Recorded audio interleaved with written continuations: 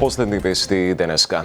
6 дена по трагичниот пожар во дискотеката Пулс, граѓаните на Кочани денеска во 15 часот во паркот на Револуцијата организира едночасовен мирен собир во знак на почит кон загинатите и со поддршка за закрепнување на повредените. На собирот немаше официјален говор, а присутните истакнаа дека се организирале спонтано со повик преку социјалните мрежи. Со пораки испишани на транспаренти, тие порачаат дека бараат правда, а правосудните институции да го расчистат случајот до крај. Собирот заврши со мирен марш по улиците во централното градско подрачје на Кочани, а граѓаните порачаат дека ќе продолжат да се собираат и наредните денови. Државата целосно ќе ги покрива трошоците за повредените во странство, вели директорот на службата за општи и заеднички работи Томовски, кој информираше дека за секој настрадан ќе биде доделена финансиска помош во износ од 150.000 денари. Во меѓувреме, од идната недела се очекува во земјава да се вратат и првите пациенти кои се лекуваат во странство. Јана Јосифовска. Државата целосно ги покрива трошоците за лекувањето на повредените во странство. Децидни се надлежните. Директорот на СОЗР Ивица Томовски кажа дека за секој настрадан во пожарот во Кочани ќе биде доделена итна финансиска помош во износ од 150.000 денари. Исплатата се очекува да почне од понеделник. Во моментов се прават законски подготовки, бидејќи трансакциските сметки подлежат на заштита на лични податоци, кажа Томовски. Директорот на Фондот за здравствено осигурување Сашо Клековски пак информираше дека бројот на критични пациенти се намалува, но далеку сме од моментот на опуштање. Веќе се 5 до 6 критични случаи, меѓутоа зошто не треба да биде момент на опуштање? Како се намалува ризикот од акутните изгореници и респираторни повреди, почнува да расте ризикот од инфекции. Лекувањето на сите наши повредени во странство, сите 115 е на сметка на државата Македонија или на сметка на државите кои ги преземаат. Значи, има 100% покриеност на болничкото лекување и било какви други информации не се информации, туку се дезинформации. Сите трошоци поврзани со патувањето, сместувањето и секојдневните потреби ќе бидат целосно покриени од страна на државата. До сега 188 лица се згрижени и сместени. Свесни сме дека оваа трагедија носи неочекувани финансиски тешкоти. Затоа, како институции, вклучени во овој процес, донесовме одлука за секој настрадан да му биде исплатена сума од 150.000 денари како итна финансиска помош за покривање на почетните и секојдневни трошоци. Оваа помош ќе се реализира преку Црвениот крст на Република Македонија. Од идната недела ќе почне враќање во земјава на првите пациенти што се лекуваат во странство, кои се во добра здравствена состојба, соопшти министерот за надворешни работи Тимчо Муцунски. Тимови од Израел и Велика Британија помагаат да се направи планот за враќање, рехабилитација и натамошен третман во земјава. Иако најчесто репатриацијата е целосна обврска на Министерството за надворешни работи, сега имаме специфична состојба каде што најголем дел од лицата на кои што ќе им се врши репатриација, исклучувајќи ги тука семејствата, но тие кои што биле повредени се лица со кои што со голема веројатност ќе им треба и некоја дополнителна медицинска нега по пристигнувањето во државата. Во рамки на засилените контроли на државниот пазарен инспекторат и МВР, владината портпаролка Марија Митева информираше дека затворени се 2 објекти кои не ја почитувале одлуката на владата за прогласување на денови на жалост и работеле, и затоа им се изречени соодветни санкции. Од МВР претходно соопштија дека уапсени се одговорните лица на 2 угостителски објекти во центар, кои пуштале музика во деновите на жалост. А министерот за здравство Арбен Таравари информираше дека уште 6 лица се пријавиле на клиниката за токсикологија со последици од пожарот во Кочани. Според него, сите кои се во домашните болници се во релативно добра состојба и најави дека следните денови се планираат и нови исписи на пациенти. Повеќе од Михајло Видимлиски. Во стабилна состојба се пациентите сместени на клиниките во Скопје, кои се здобија со повреди во пожарот во дискотеката Пулс во Кочани. Вчера на домашно лекување се пуштени уште 10 пациенти, потврди министерот за здравство Таравари. На домашните клиники остануваат 54. 27 се на клинички центар, 11 во 8 септември и 10 во градска општа болница. Во приватните клиники се вкупно 6 пациенти.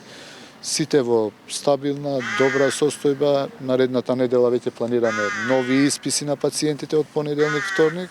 6 пациенти остануваат во критична состојба, а има и 6 нови пациенти кои вчера се пријавени на клиниката за токсикологија. Генерално се изгореници, некаде имаме и скршеници кои што можеби ќе треба, некои ќе стојат подолго, кои што треба да се оперираат, изгореници на слузокожа, на дишни пастиста, токсичност. Нели вчера, не знам дали ви кажав, има 6 нови пациенти кои што не беа пријавени, а се пријавени вчера во клиниката за токсикологија и ги следиме, ги триажираме таму кај што треба и ги лекуваме како што треба. Во странските клиники се лекуваат 115 пациенти, од најкритичните 2 се во Љубљана, а 4 на Институтот за војна медицина во Белград. Судот во Кочани ги прифати сите барања на обвинителството за определување притвор за осомничените за пожарот во дискотеката Пулс во Кочани. 30-дневен притвор има определен на 24 лица од 27 осомничени. 3 се во болница. Меѓу оние на кои има определен притвор, освен собствениците на дискотеката и организаторите на концертот, се и градоначалниците на Кочани Љупчо Папазов, Николчо Илиев и Радко Димитровски. Предходно, притворот на 30 дена им е продолжен и на Крешник Бектеши, Беким Хаджију и другите лица кои биле на раководни позиции. Обвинителството вчера отвори официјална истрага за трагедијата, посочувајќи дека до неа довеле верижните пропусти и незаконити действија на одговорните и службените лица. Посебна истрага обвинителството за гонење организиран криминал и корупција води за 7 осомничени началници, командири и други службени лица, осомничени дека како соизвршители и овозможиле на дискотеката незаконски да добие лиценца. По пожарот во Кочани, локалните власти и во Скопје, но и ширум Македонија иницираа состаноци со релевантните институции и инспекцијски служби, кои што работат на идентификување и отстранување на потенцијалните ризици од пожар. Детали од Сандра Спасовска. Трагедијата во Кочани ги крена на нозенадлежните. Повеќе општини во државава почнаа со засилени проверки во кафулињата, рестораните, зградите, училиштата, градинките. Градоначалникот на општина Центар Горан Герасимовски за Канал 5 вели, веќе одржале состаноци со директорите на дел од училиштата на територијата на општината, а следната недела ќе се состанат и со управителите на стамбените објекти и куќните совети. Но паралелно со ова се вршат и инспекцијски контроли кај сите угостителски објекти.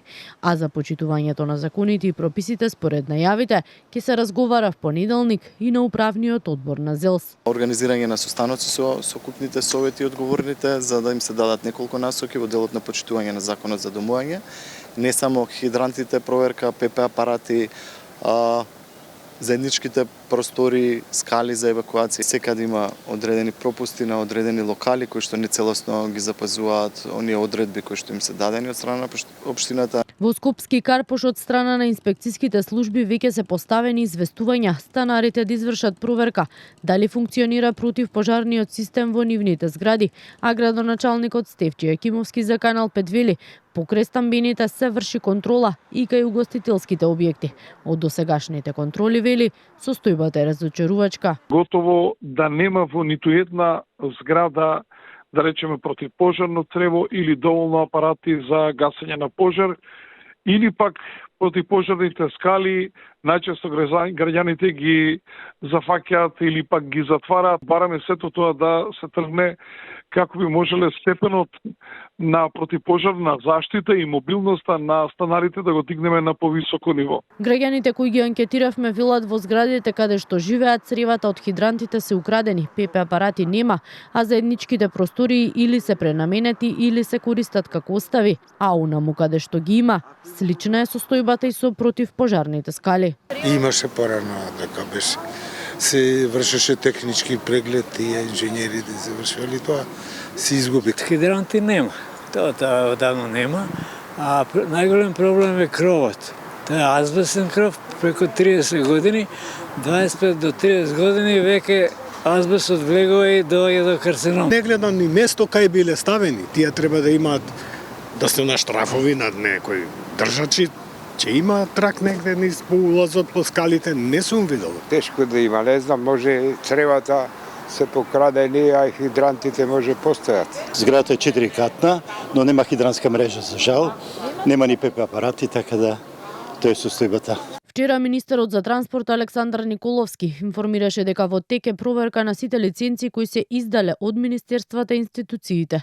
Од министерството со кое тој раководи, како што кажа, досега се проверени над 640 лиценци од вкупно 1100, а одземени се 97, од кои најголемиот дел се однесуваат за лиценцата Б, односно за изведувачи на градби од втора категорија. Според Николовски станувало збор за правни лица, кај кои е констатирано дека по издавањето на лиценците престанале да ги исполнуваат законските услови. Најави промена на законите за градба и урбанистичко планирање, кои, како што кажа, имаат недоречености, особено во делот на контролата.